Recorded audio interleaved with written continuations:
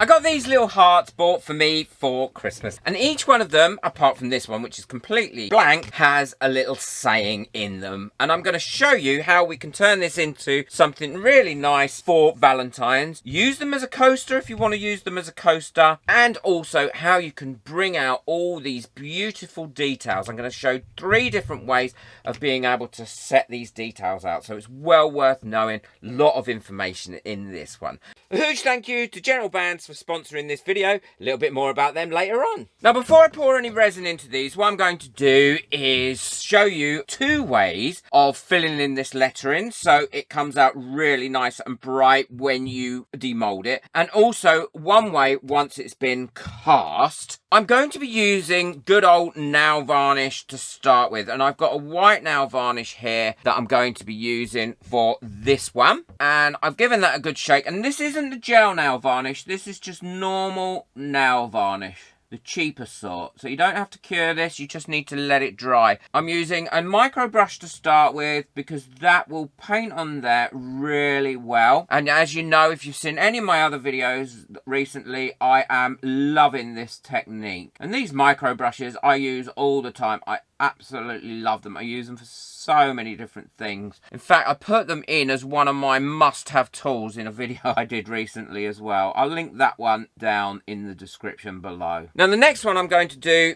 using mica powder, but before I put the mica powder in it, I'm going to give it a quick spray with mold release. It doesn't need much. There we go. And that's the mold release I use. If it's not available, I'll link one that's available for the USA in the description below. The reason I use mold release is it really does help for the mica powder to actually stick to that silicone mold. I put some on the micro brush and then rub it in like that. But I always tap it off first because you want to try and avoid getting any where you don't want it. And then all I do is I paint it over the letters. Every now and again, I'll just flick some out. If any gets caught around the areas that I don't want it, I just use a baby wipe. So for instance, on that edge there, I don't want it there. I use a baby wipe and that will take that off really nice and cleanly. Get this one ready, and then I will show you how I'm going to cast them, because there's an important part about the casting, because this isn't all the decoration that's going to be on these. There's going to be some more as well. And then I can show you how I'm going to do this one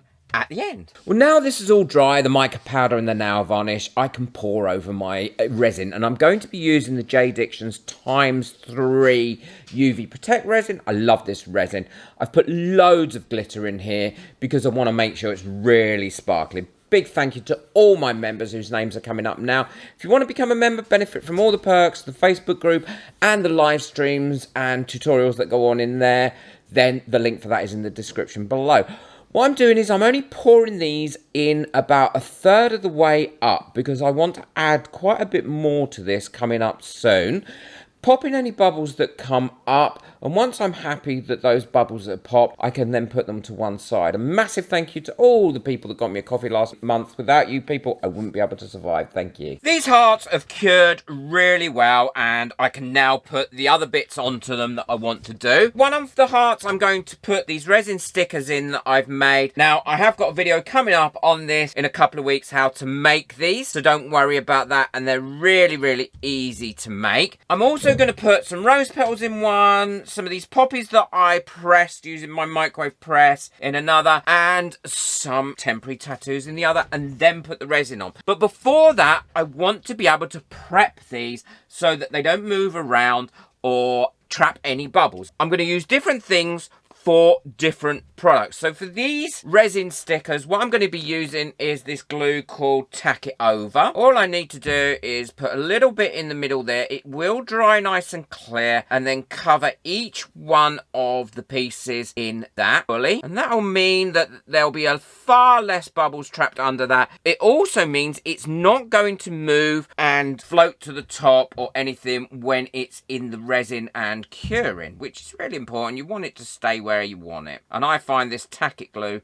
works so well with resin. All you need to do is pop it on the back like that and wait for it to dry. So while that's drying, I'm going to prep these. For this one, I'm going to put the poppies in, and I want the poppies to stick completely down. So again, what I'm going to do is taking a soft brush here, I'm going to glue those down using some good old Mod Podge. Not only will this seal this flower, but it will also stop it floating up the top and stop any bubbles getting underneath it or inside it when it's curing. And I'm going to go over and do all 3 of these flowers, fully coating them everywhere before I put them in, and I'll show you that once I've done them. I'll use exactly the same method of the Mod Podge for the rose petals as well. Make sure you get it round the right way and roughly where you want it before you put it in, and then gently push it down. Now, can you see here, I've got a petal here that's lifting up, and I don't want that to lift up while that's in the resin. So all I'm going to do is pop a little bit of glue underneath that petal and then push it down, and then once this Mod Podge dries, it will dry lovely and clear. Again, won't have any negative effects on that flower at all or on the resin. Yeah, I'm really happy with the way that that's stuck down. I use my finger to just go around the edge, make sure all the edges are stuck down, and if there's any other bits that I need to pop a little bit of glue under, I can just do that with my brush. And then I'll go ahead and place those and the rose ones, and then I'll show you how I'm going to apply the tattoo. And while those flowers are drying, these have dried really nicely, and all I need to do is pop these in where I think they should go and push them down, and then that's it. They're not going to move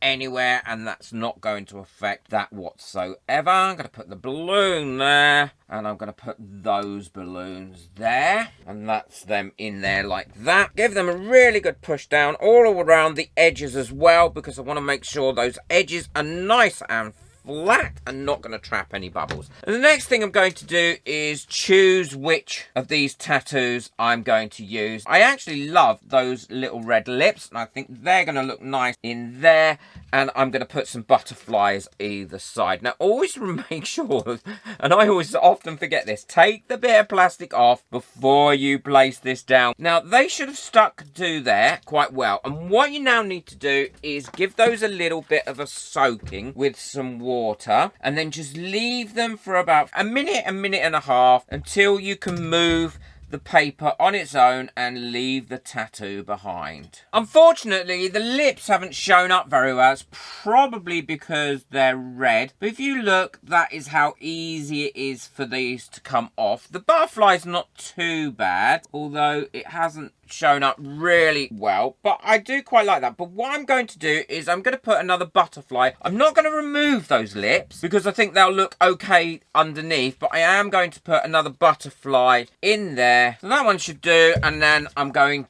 to soak that again for a couple of minutes and then take that backing off. The other thing you must do is once you've done this, make sure everything is completely dry, and I'm going to go over with a hairdryer after this to make sure it is completely dry before I do the next stage. Well, now these are all completely dry, I'm ready to pour on my resin. I'm going to be using the same resin as I used before, which is the J-Diction ×3 UV Protect.